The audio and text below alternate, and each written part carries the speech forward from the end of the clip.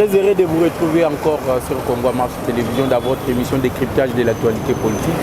Le décryptage que nous avons le plaisir de vous présenter en ce vendredi où nous recevons pour la toute première fois président Gelor Ouazali, président et à Parlement debout où Ouazali et Zouami na croisement ya Funa Bokassa. Alors le plaisir est pour nous. Tozali ko continuer kaka na ko sala débrief ya discours ya Oyo Aoutaki la lundi le 13 décembre 2021 devant la représentation de la population congolaise na sali ya congrès. Alors Mokonzambo Kamekaki Koloba oyo ezali kotambola malamu na oyo ezali kotambola malamu te en République démocratique du Congo. Alors esengo ezali nanga munanga po lelo na yambeli bino moko ya bapanzi sango na kati ya lingomba ya UDPS na kombo ya président Gelor. Président, bonjour. Oui, bonjour, président. Bonne santé, est-ce que santé est malam? Non, santé est malam, on a engolé en Zambie. Vous allez bien. Les partis politiques UDPS, ils allaient payer au Kambamandé, comment se porte la santé? Il y a un parti présidentiel, où ils allaient au Kambamboka. Oh oui, parti, ils allaient au Tambola, malamu. Mais vu que tu allais wana, vu que tu as UDPS, tu allais ba hypocrite, ceux qui les Kambouézo simbate, tu le bela paix yango. Mais tu allais wana, oye simba kate to lebelaka yango pe réaction na biso ya parti ezalaka wana pe pona koyoka biso. Je pense ya malamu to komisaka ya mabepe to lebelaka yango. Donc tokoki conclure que non parti ezotambola malamu. Oui, ezotambola malamu. Avec la gestion de Augustin Kabouya, Jean-Marc Kabunda Kabundu quand même parti ezali kotambola malamu malgré ba moi mitungisi ya mike na bazali kokamba parti na ndenge elongo bani. Oui, effectivement, président. Je pense que c'est pour toute la première fois parti Oyo et Sala dans l'opposition pendant 37 ans. Les lois sont à pouvoir. Quelque chose que vous avez et Sengel te féliciter Batu Oyo, Bamemi les lois partout en pouvoir. Donc les autres qui non, Bamemi parti na pouvoir pour la première fois. Parti Oyo et Sala dans l'opposition pendant 37 ans.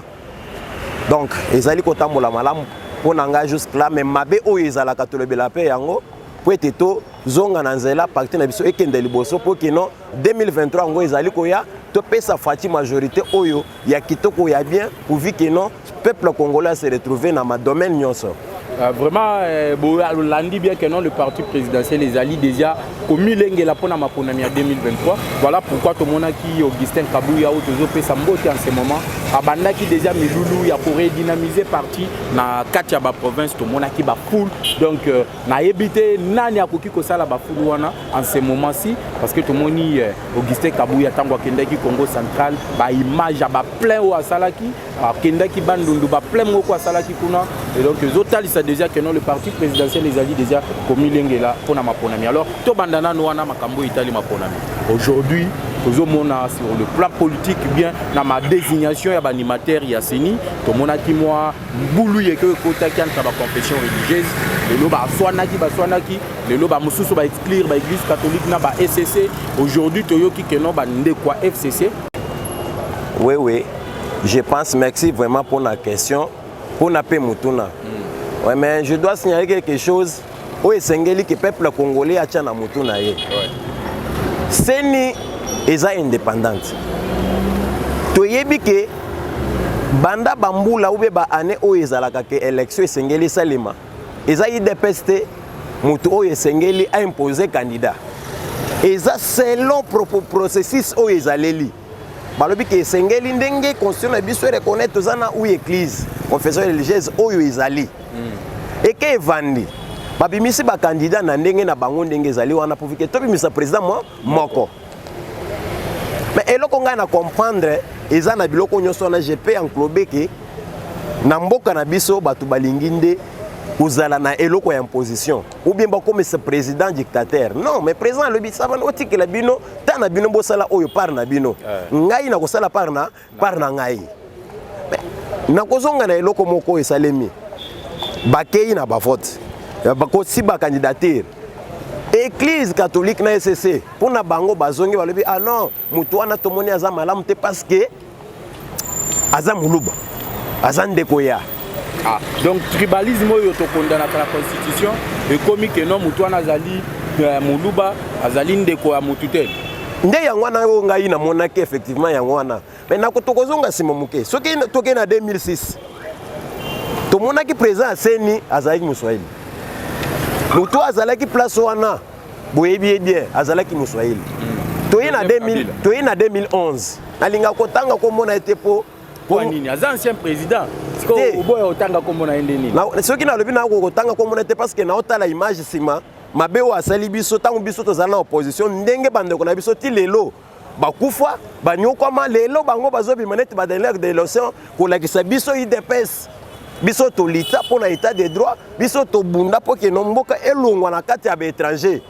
nde yango wana kutu komona ye Kabila te esengeli oyo rectifier parce que nga nayebi komona ye Joseph Kabila soki yo oyebi komona ye te komona ye Kanambe wa Kazemberere vrai komona ye yango wana bakatange nde balobaki biso nde topesa ekombo wana babakingwa kumwanza kutu aloba malamu alobaki non soki akontinue biso moko tokobotola ye komona biso donc kombo wana Joseph Kabila bapesa ye pa bakatange principalement Baba Kyungu mutu apesa ye kombo Joseph Kabila. Ok. Ce qui preuve ezali. Je pense na yoko keke bazala mapasa. Ah oui, bazaka mapasa Jeannette Kabila. Ok, biso toyebi ke soki mutu aza mapasa oyo na kutimi na biso na Kasai et pas Baluba ezalaka Mboyina Kabanga. Comment ça fait-il que mutu oyo abotami azali pasa oyo Joseph Kabila, Kabange, Jeannette Kabila. Oye, comment vous souhaitez la rater? Est-ce que vous comprenez de place wana?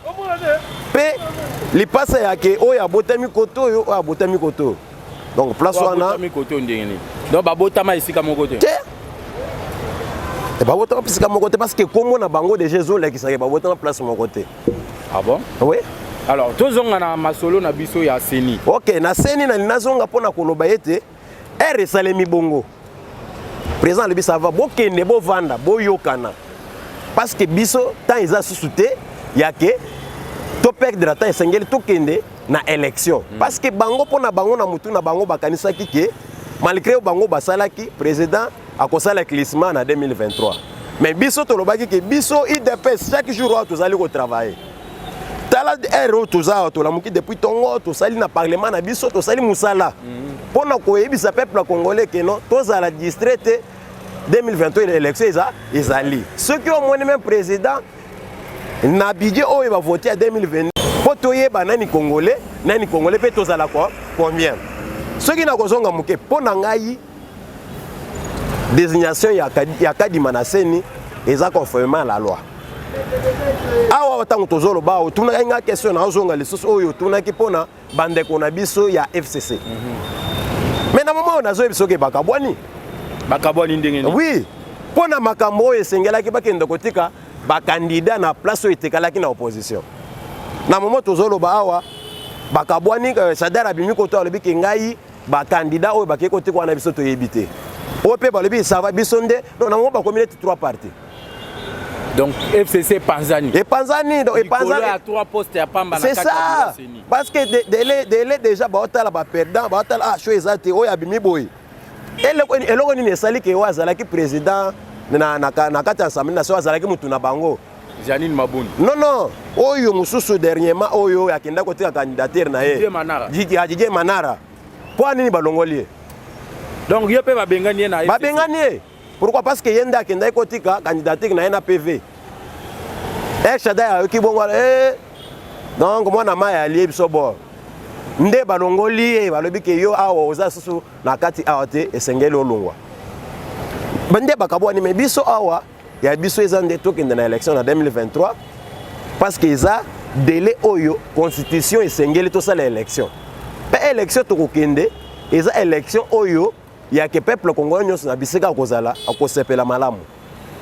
Donc pour Nabino parti présidentiel, vous êtes prêt à aller aux élections malgré bande comme Sousouana Bazolo Bakeno, Seni ezali dépendante.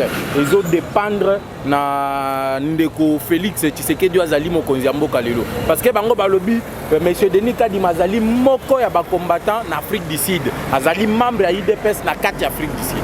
Mais awa bino bozolo Bakeno Denis Kadima bazobo yaye parce qu'il y a même tribunal mokonzi mboka. Alors le peuple peut retenir nini, population koki retenir nini. Bao bazolanda biso ba koki ko retenir nini essentiellement parce que toyoka ki mokonzi mboka na discours na ye asengaki na bato bazoli ko traîner le pas baya kokota na kati ya processus électoral. Alors pourquoi pas chef de l'état kokaki ko yamba pe opposition wana te nenga yamba ki ba confession religieuse. Chef de l'état yamba ki église catholique, yamba ki pe bato ba protestant. Mais pourquoi pas kokaki te ko yamba bande ko na opposition ayoka pe bango ne fils que koyoka ko sala dialogue te mais koyoka kaka oyo bango bazali na yango o bazali ko critiquer désignation ya Denis Kadima. OK, na koyebi so bo cher président. Yeba ke tant que tozana na pouvoir après tin Tshisekedi aloba ke IDPS na pouvoir opposant kozala te. Et comme musanga yiso ki opposition. Exacte. Oh koyebi sanga nani azo opposant. Azate. Martin Fayulu azawana auto sala sit-in devant bureau ya nani. Oh ya dit personne ye moko azate. Ah, ye moko azate. Ye moko azate. To mona ki marche moko fa Martin Fayulu abimaki. Depuis marche wana ezo salema. Depuis AR balobaki osoki bloc patriotique. Et atikala kozal atikala kobima na nzela te. Ata o sitting o ya les 13 o chef de l'état azana kati assemblée nationale pour na kopesa état de la nation nae pour s'adresser à la nation. Et ye abimaki te. Batu di personne ko tuna na landi mususu asiliki. Alobi ah ngana siliki ko Martin Fayulu akoki ko bengisa biso moko ye moko ayete. Atika distraction. Même Martin Fayulu alobi ke tant yepe azalaki na sima Kondo Etienne Tshisekedi de rez mémoire Tshisekedi abanda ko bima pe na ba marche te. En tant que leader charismatique moya bima pe ezali te. Biso tozalaki ato bamdo mona papa Etienne azalaki wana tozo bima na ye. Et puis ya ko se comparer na Etienne Tshisekedi te wa mulumba te parce que soki azalaki na vision netu wana directement lelo il faut alaki to mona ke vision oyo papa Etienne azalaki nango tolingi to mona ngo. Papa Etienne Tshisekedi azobima tozomona azobima ye tozobima boya azali boso. Ah bon?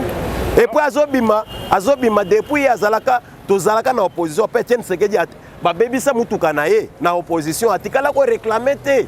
Keno ye pe Fayulu ba bebisa ki mutuka na ye. Mais ya réclamer. Mais réclamer bor na ye. Est-ce que yo kondima ba bebisa bor? Biso tozobima na opposition to banda ko bima na mutuka te. So moni opposant azobima na mutuka. Et puis bango to bazana chance parce que opposition basala lelo eza kitoko makasi. Kitoko ndenge nini? Oui, ozobima beta bango ba gaz. Ah non. Toza what? Gaz nini? Soki oza preuve utalisinga yi. Bango ko tubaza. Je utaki kosala ma ya liboso na tiangu o ba pensaki bango ko Martin Fayulu alobaki o ma doité partout. Donc bo betaki bango ba gaz. Ba betaki gaz pona oyo bango banda déjà ko menacer ba policier. En tant que policier pona sécurité na il faut abeta mais eza ko bomati. Ba ko beta bongo po bo disperser. Kimio kota pe marche on ezalaki autorisé ti. Et puis hier on réclamait ça va bien sûr to boiti. Le chef de l'État a reconnaître le bien quand même donc c'est les débords na mutuka mibale asika. Olia yo bima Fayulu mituka mibale. Et pas nani. Mokonza mboka Fachi Beton. Donc Martin Fayulu sala makele les autres sa population alors que na CC azozo ba mituka pas mokonza. Yo yebité dernièrement wa yena muso esimba te. Nini lisusu. Atinda kike ya chef de l'État le bi ke boya to vanda to tonga mboka alobaki maboko ya mokonza mboka asalite. Mais na moto zolo bazo senga. Ah sengani. Akuta na chef de l'État.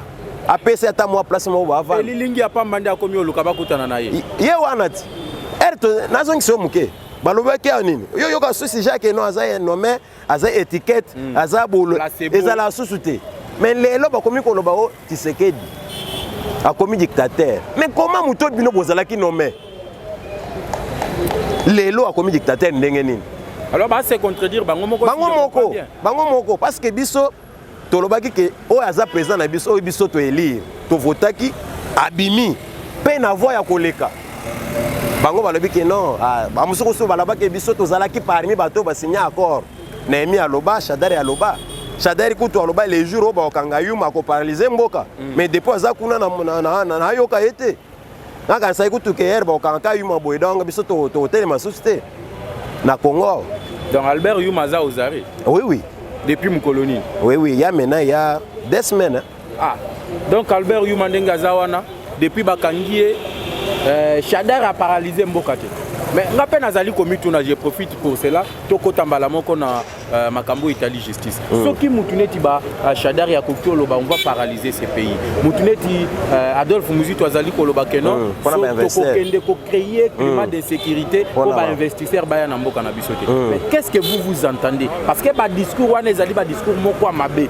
Mais qu'est-ce que la justice attend? Parce que Toyoki Mokonziamboka Leli pe alobi que justice ezali kotambola malamu. Qu'est-ce que vous entendez jusque là pour arrêter Batouana? Mais vous avez kanga bateau, basali eloko teneti ba jakindala.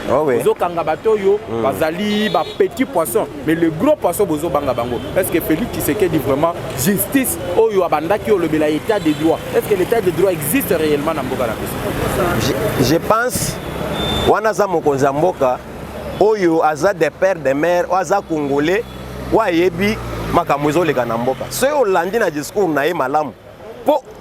Po oloba makambo wana alobaki il faut ozala vraiment oza congolais. Tala un président oyo ayebi ke peuple congolais azo souffrir makambo akurana mai. Pe po yeba ngo il faut ozala congolais. Soki alobeli makambo ya justice ye moko otala na misuti. Aumona mais pona ngai na kosenga chef de l'état Fachi Beto oyoka kabiso. Esengeli otala oyo ezosimba te na justice sala yango parce que état de droit oyo biso to bundela ki to komi omona batu mususu bakomi ko dérouter bakomi okende mopanzi. Tokosenga yo esengeli osala musala oyo biso to tindaki yo oyo to salaki que président osala ne yango wana pourvu que lobby baseka biso te baloba te ke omona ke ezalaki boyi ye moko a reconnaître je pense pas alobaki ke na kosala nyonso pour que ba basi bakoli bazoka susu te bakende bapema pona ba jeune basala ni basala musala alobaki peke l'homme a la place qu'il faut donc il faut oui donc mutu nyonso akokende place oyo esenge ezokoka ke asala ni akende parce que tout le monde qui na justice wana tout le monde qui batu mususu jusque là baza wana pona ko servir un individu moko boy mais baza wana pona nation te nde ngwana chef de l'état esengeli alandela likambo wana. Mais à la Mboula Pezo Kendi, le 3e année, l'OB 2022 aux à la 4e année. Alors 2023 aux à la Mboula qui faut tout ça la maponami. Ngonga kozala lisusu te belé pour servir peuple. Alors pourquoi Félix Tshisekedi azali kozela? Lanter wana nde batu mususu bazoye bisabiso ke no Félix yepe aza complice na batu wana ko bazali koyiba mbongo ya mboka parce que azali kotika bango tamulayi na ba poste wana. Mais bino IDPS nini bozali kosala? Parce que toyoki batu belé bazolo bana ba parlement na bino bozaka kofinga ka batu. Bozo finga batu mais entre temps mutu na bino o azana pouvoir zo sala le côté. Nini okoki ko répondre na batu wana? Te biso finga gâté. Mais eloko toloba ke zala nde vérité. Comme on dit que la vérité blesse, mais la vérité reste toujours la vérité. Oyo to ceux qui muto oloba aibiso vérité ezako finga. Eloko lobi ke non bambule ezokende tout ça etikali ceux qui mbula moko. Non.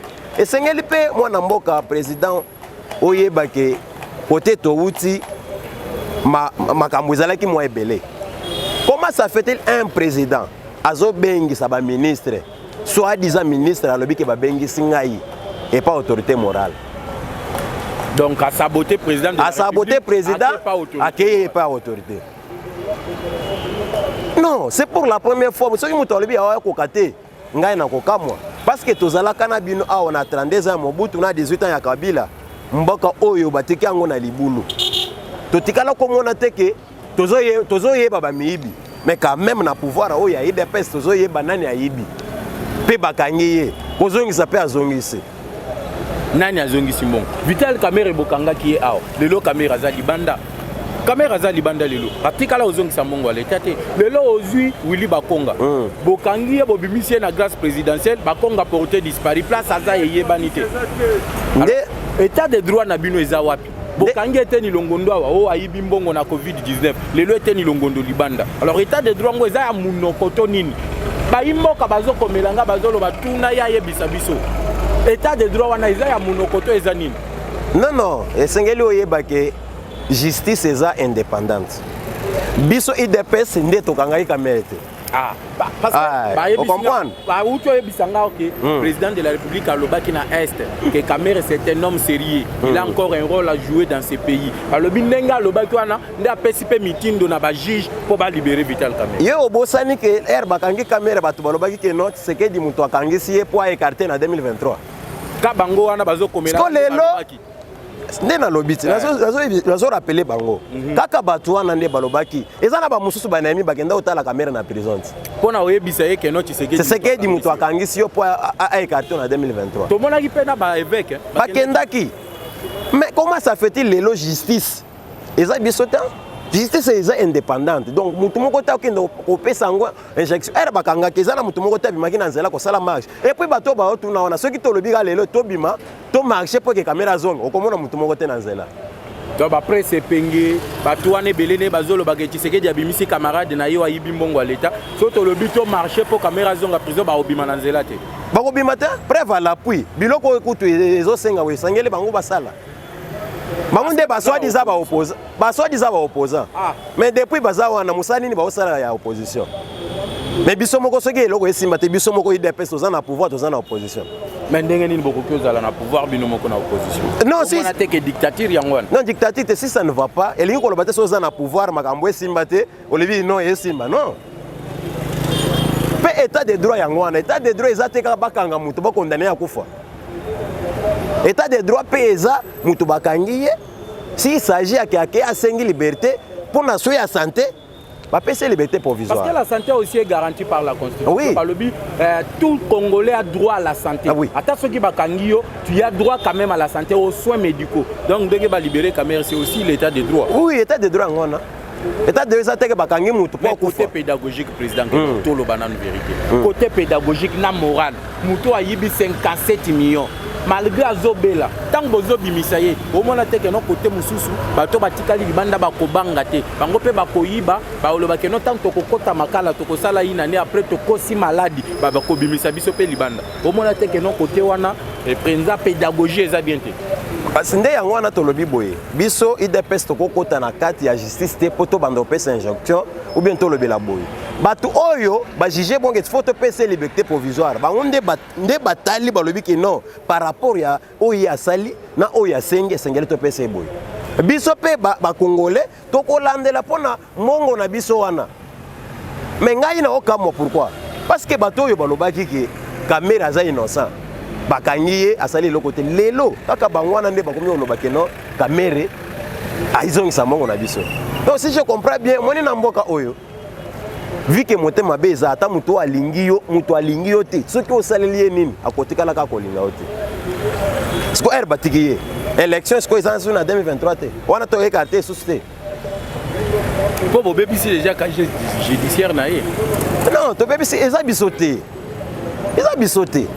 na domaine wana pena to teka justice asala musala na ye donc à ce qui concerne la justice boyo qui président Gelor la justice est alliée indépendante IDP c'est bundela état de droit est allié séparation ya pouvoir donc pouvoir judiciaire et ça la musala na yango Félix Tshisekedi azana exécutif akambande mboka alors batubatika kozwa makambo ya justice ba rapprocher yango na Félix Tshisekedi parce que Félix Tshisekedi n'est pour rien na libération ya Vital Kamerhe mais ndeko président bino boloba qui le peuple d'abord la population est allée ko souffrir moyen. Même président de la République, il est mot à reconnaître que la population continue à souffrir. Qu'est-ce que vous attendez 3 ans yango, parce que nous sommes il faut Kabila Zonga. Non, non, non, IDPS. Nini bozali koloba, population doit souffrir. Depuis bolaki batu ba mpiodi ezawapi. Hein? Ba poulet ezawapi, ba soso ezawapi. Hein? Ezomona na te. Donc c'est un aveu d'échec. Oh, tu sais que Yaki Koloba devant les congressistes. Président, je pense autour d'une question où ils allaient malam. Bisomoko IDPS, Toyebike, peuple a souffrir. Hein? Peuple a souffrir. Même président Yemoko, à reconnaître que peuple jusqu'à naïbi que peuple a satisfait, non à se retrouver. Donc il IDPS a échoué. Non, pas échoué. Nakozonga eloko lobi pona bampiodi banini. Je pense bampiodi ezali. Ezape na condition malamu. Mais eloko esalemi eza déjà awa na Kinshasa. Mais ezengeli nde mususu ya. Parce que moni oyo yaki eza muke. Ce qui lelo to bimisi yango. Tala nombre toza awa so beti calcul ta mususu na lopango ba risque bazwa ta 3 te. Nde yango wana ministre ya économie alobi ke non esengeli tokende kozwa oyo etikana na Namibie soki eyeti tokoma le 25 tokobimisa yango mpo na peuple congolais alia ACP. Alors bosalaki yango kapona ba fête ya pamba topo ezala continuelle parce que population ezoluka ka elia na ba fête te eza pona fête chaque jour eza pona fête te et qu'on continue pe kozala politique nini batibotie na ministère à économie pour population congolaise ressentir penza que non le peuple d'abord o vieux Etienne Tshisekedi wa mulumba tikela biso yango yo ba matérialiser yango et pas mwana na ye o azana pouvoir le Félix Tshisekedi politique nini parce que bato bazolela bato balobi mbongo ezo circuler te balobi kota na zandu parce que lobi na osala micro balader na zandu balobi to kota na zandu totala bato baza na zandu te mbongo ezo circuler te ba fête d'année fin d'année yango yo mais mbongo ezate moye bat mutu amela ta mwa moko ezate oyebi pourquoi mbongo circuler te mbongo bato bamesana déjà na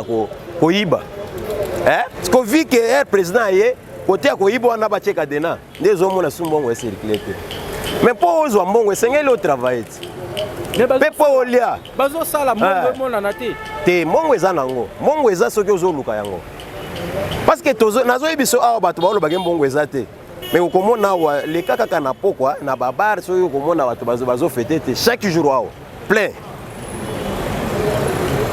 donc mpo na ngai nakoyebiso ke peuple congolais azala kimia chef de l'État aza wana pour le peuple d'abord wana oyo papa Etienne alobaki le peuple d'abord pe biso IDPS toza wana pour le peuple d'abord tokolemba te tokozalaka wana mpona kolobela oyo ezosimba te chef de l'État atala nayoki kutu selon information ke asala remaniement na ye na février awa tokoyebisa remaniement ya gouvernement Sama Lukonde oui na cabinet na ye pe na baconseil nakoyebisa chef de l'État atala bato oyo bazo mérité te ba alongola acha bango mopanzi eza na bato mosusu baza na présidence wana bazo sunga chef de l'État te ba incompétent bazo sunga chef de l'État te pona bango ezaka libumu na bango na famille na bango c'est tout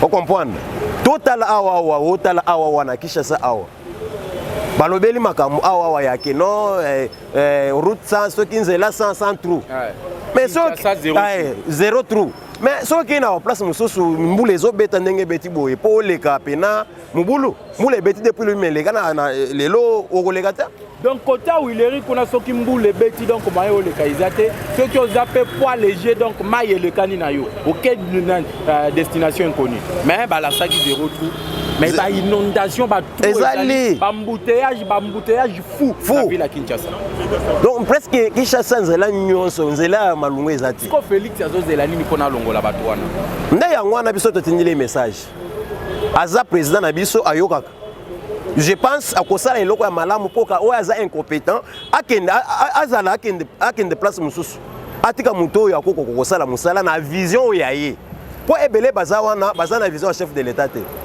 bazosunga ye te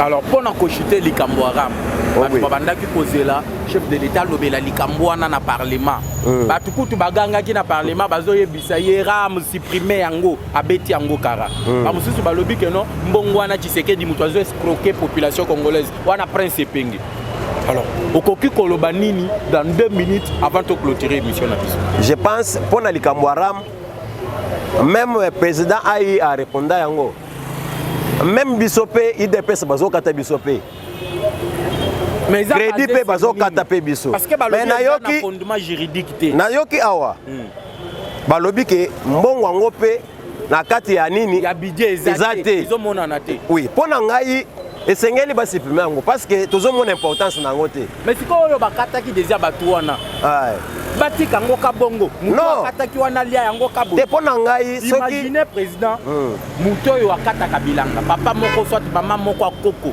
akataka bilanga na mboka ateki mwa matembele na ye azwi 500 atia crédit abenga mwana na ye peut-être na kinao atindela ye mwa 10 000 asomba mwa fufu alia atia crédit bolie lelo bozolo bakeno ndenge ezomonana na budget te basupprimer yango mais bato balie mbongo wana batikala kabongo est-ce que eza état de droit non eza wana tokosepela na yango te soki bakokata esengeli bazongi barambourse ba crédit oyo bakataki wana nde ekozala bien soit mbongo wana basi bakataki bazwi mbongo wana parce que eza ya peuple congolais bazwi yango bakoti yango na caisse na biso ya l'État po eke kosunga na makambo mosusu. Tokoyeba ndenge nini biso population ke mbongo wana ekoti na kesa l'État. Tokoyeba ndenge nini. Oui, ce qui est côté, je pense, quand mon ndenge zalaka ndenge tuna une question à ya Vital Kamerhe. Ce qui bazongi saka, ou bien ce qui bazongi si okoyeba ndenge nini. C'est ça le problème. Tokoyeba ndenge nini parce que Kamerhe yibi, toyoka ki kasomba ki ti mapango na Champs-Élysées, pembeni ya résidence ya président France. Kasomba mapango kuna mais mapango wana ti lelo ezali, bana Kamerhe nde bato bango nde bazo utiliser mapango wana. Donc batikala kozongisa na mbongo to. Ndenge moko na ram. Nde yango wana pona koloba ete ram wana ndenge déjà to mona mbongo na yango te esengeli basi pe na moni pe même na Sénat pe ba kotaki pe ba lobeli pe yango. Donc je pense wana etikali sikoyo ndenge président lobelaki yango te tokotala ndenge déjà Assemblée nationale basi ba lobelaki yango pe Sénat ba lobeli yango biso pe peuple congolais kosunga pe mboka eza teka totiki la charge moko et pas président de la République. Biso tout il faut biso nyonso tokende parce que lelo yo zo condamné ka chef de l'État. Mais yo na part na yo pe na 2023 osalaki nini na part na yo. Donc mutu azana participation na place yo ozali. Faut ça la quelque chose. Faut ça les attaques, faut ça la ministre. Parce que le président balobaka, il faut Congo et ça les la bango eloko mais bazo bossa na ke bango pe faut boire ça la eloko moko pour Congo. Parce que hymne national na biso to yembaka to lobaka, nous allons bâtir to lobite que notre président de la République yé mokonda kotonga balobi, nous allons bâtir un beau pays plus beau qu'avant. Tozo bâtir wana ensemble, biso nyonso ensemble. Et le loto mona bato bazo zelaka au Félix ne fait absolument rien alors que yo mokona au sala kapé eloko te. Alors moi lilobasuka o yo linga ki oloba oto tunio mutuna te oyo koki koyebisa bato oyo bazali kolanda biso en direct na Congo Marche Télévision pour na avancement ya parti ou soit parlement na yo bato bakoki ko joindre yo nini numéro na yo à téléphone pour to clôturer émission na biso. Vraiment merci beaucoup cher président parce que ngai na bengaka ba président nyonso cher président parce que baza ba collègue président pe baza pe na immunité parlementaire parce que baza ba président parlement debout bao baza kuna ba honorable baza ba président assis yango wana na benga ka mingi ba cher collègue président ba honorable vraiment na pesi yo merci mais eloko na koloba ezate to sunga chef de l'État ko sunga ye ezate kaka ozala na gouvernement bisika nyonso yo ozali omoni ke eloko zo simba te esengeli o dénoncer yango parce que chef de l'État azana misu misatu te azaka na mibale pe ezama muso ezoleka o ezosenga ke soki yo dénoncer yango ekokomela chef de l'État tozala pe ini eloko ngai na omona ezange batu balingi te ke mboka na biso kende liboso bamesana kana kimuyibi peut-être nse yaloba ke mboka ezobonga te mpona kimuyibi je pense eloko ya kobakisa eza biso IDPS tolingana pe to préparer élection 2023 tozala distrait te nakobisa pe bandeko oyo jusqu'à là bazo rêver bayeba ke non biso tozana sur terrain pona ko travailler pona 2023 pona ko se présenter sous naza président parlement debout funa bokasa nazalaka wana chaque jour si likambo ezali numéro na ngai ezali nakoki kopesa oui 084 087 16 82 eza numéro ya WhatsApp 081 12 27 587 eza contact na ngai direct ceux qui ont contacté ngai je pense en privé to kosola pe makambo mususu je tiens aussi à vous remercier pour na temps oyo obengisaki ngai pour que to solola oyo etali mboka na biso na pesi pe ba oyo nyonso balandaka pe ngai mbote ya ebele na pesi pe président Aïja Marc Kabundi mbote na Augustin mwana buta oyo na benga kaka 47 na pesi yo pe mbote biso nyonso tozali wana lisu likolo ya Yesu pona kosunga mokonzi mboka pe pona kosunga peuple congolais en général. Je dis et je vous remercie. Vraiment merci beaucoup, c'est un plaisir pour moi de recevoir dans cette émission aujourd'hui le président Guelor, président Parlement debout Oyo Izwami na croisement ya Funa Bokassa. Tout le plaisir était pour moi encore une fois de vous présenter cette émission. Restez toujours branchés, abonnez-vous massivement sur Congo Marche Télévision, partagez nos émissions, likez les émissions et aussi vous pouvez nous parvenir vos contributions, vos suggestions au plus 243 81 717 11 97, plus 243 81 717 11 97. Nous sommes ouverts à tous les acteurs politiques, aux Alamuto Alamuka, aux Alamuto Ensemble, Alamuto FCC. Si tu as le droit de répondre na Oyo Uti Oyo Kawa, na Congo Marche Télévision, vous pouvez que nous appeler sur les numéros affichés en bas de votre écran et comme ça, nous allons vous donner les droits de réponse. Ceux qui te montrent que nos droits de réponse, la débat contradictoire. UDPS, par exemple, le président Guélon Dengue, Aoutio Le Kaboye, nous aurons toujours le plaisir d'organiser cette émission, toujours dans l'idée de contribuer, bien d'apporter quelque chose à l'édifice pour être Mboka-Nabiso et Kendeliboso, Biso tout ensemble, tout Mboka-Nabiso, et à la plus beau qu'avant, tout légué en Gopé, dans la génération future. Nous, on se retrouve à la prochaine occasion, à la même heure, sur la même chaîne, avec le même plaisir. Ciao.